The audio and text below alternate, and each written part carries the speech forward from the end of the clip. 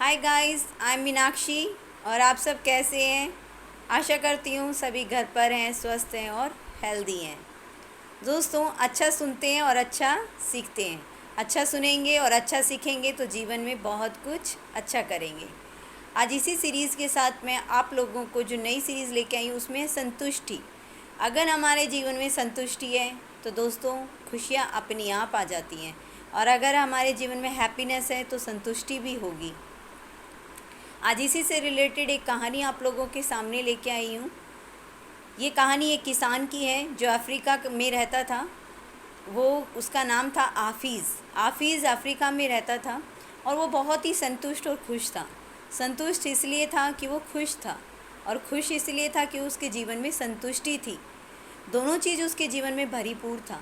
लेकिन एक दिन ऐसा होता है कि उसके खेतों के पास से एक मुसाफिर, एक अजनबी गुज़र रहा होता है जो जौहरी होता है, जो हीरो का व्यापार करता है। अब वो व्यापारी उसके पास रुकता है और उसे हीरो का महत्व बताने लगता है। अब हाफिज़ सुनता है तो वो हाफिज़ से कहता है कि अगर हाफिज़ आपके पास एक अंगूठे जितना हीरा हो तो आप पूरे शहर को ख़रीद लोगे, और अगर आपके पास एक मुट्ठी भर हीरा हो तो आप पूरे देश को ख़रीद सकते हो।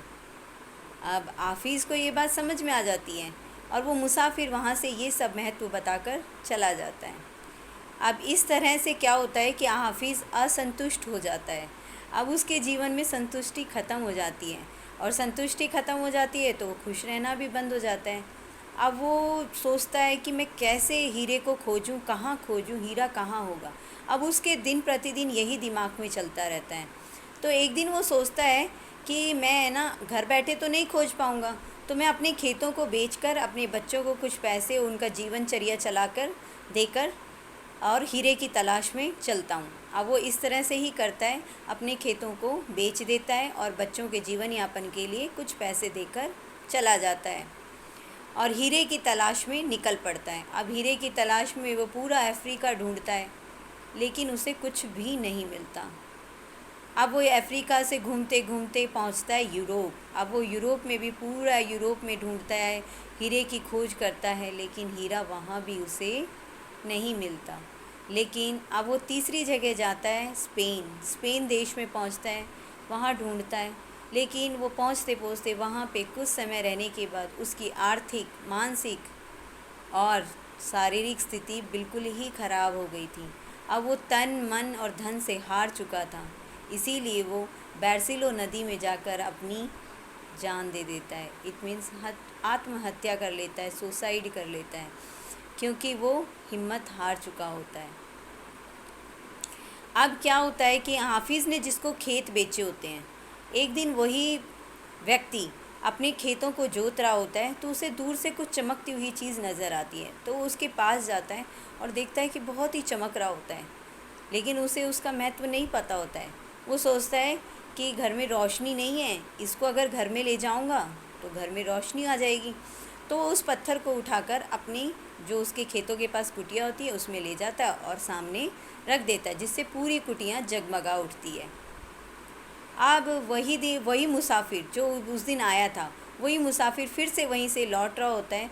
तो जब वो उस हीरे की चमक को, उस पत्थर की चमक को देखता है, तो वो समझ जाता है कि ये हीरा है, क्योंकि वो तो जौहरी था, उसका काम ही यही था, हीरा का व्यापार करना।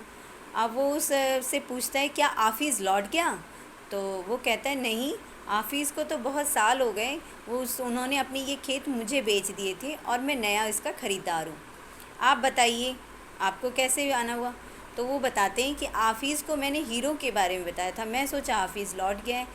तो वो बोलते हैं और तो वो बोलता है कि ये जो पत्थर रखा है, ये जो आपने रख रखा है, ये हीरा है। वो बोलता है, क्यों मजाक कर रहे हो साहब, ये हीरा नहीं है, ये तो मैं अभी ऐसे ही खेतों में पड़ा था और मैं इसे उठा के अपनी कुटिया में ले आया, जिससे कि घर में रोशनी रहे। और वो हंसने लग जाता है उस व्यापारी पे। वो व्यापारी कहता है, नहीं, मैं सच बोल रहा हूँ, ये हीरा है, मैं हीरों का ही व्यापार करता हूँ, मुझे हीरों की बहुत अच्छे से परख है, मैं जानता हूँ ये हीरा है। तो बोलता है, साहब ये बताइए कि ऐसा पत्थर तो मेरे, जो मैं जहाँ से अभी लेके आया हूँ, वहाँ पे अनेकों ऐसे पत्थर पड़े हुए हैं, चलिए मेरे साथ। तो वो कहता है, चलो मुझे लेके चलो वहाँ पे। अब जो वो नया ख़रीदार होता है हाफिज़ के खेतों का, वो उसे वहाँ पर लेकर जाता है तो देखता है कि उसके खेतों के साथ साथ ही बहुत सारे ऐसे हीरे पड़े होते हैं। उसे देखकर जब उसको खुदवाया जाता है तो देखता है उसमें से बहुत सारे हीरे निकलते हैं, और इस तरह से वहाँ पे पाया जाता है कि वहाँ पे हीरे दबे हुए होते हैं। तो दोस्तों, इस कहानी का छोटा सा ही मोरल है कि हम क्या होता है कि खुशियाँ हमारे आसपास ही होती हैं, हमारे अंदर ही होती है। सब कुछ हमारे पास है, लेकिन हम कहाँ ढूंढते हैं? इस संसार में ढूंढते हैं। हम खुशियाँ, धन दौलत सब कुछ संसार में ढूंढते हैं। लेकिन दोस्तों, अगर सच में देखा जाए ना, तो परमात्मा ने हमें एक ऐसा दिमाग, माइंडसेट दिया है, एक ऐसा विश्वास, बिलीफ सिस्टम दिया है। अगर ये आपके पास ये दोनों चीज़ें हैं, माइंडसेट और बिलीफ सिस्टम आपका मजबूत है, तो मैं कहती हूँ कि कुछ भी आपके पास ऐसा नहीं है जो नहीं है। आपके पास खुशियाँ भी हैं। और दूसरा स्टेप अगर मैं इसकी बताऊँ तो जीवन में संतुष्टि होना बहुत ज़रूरी है।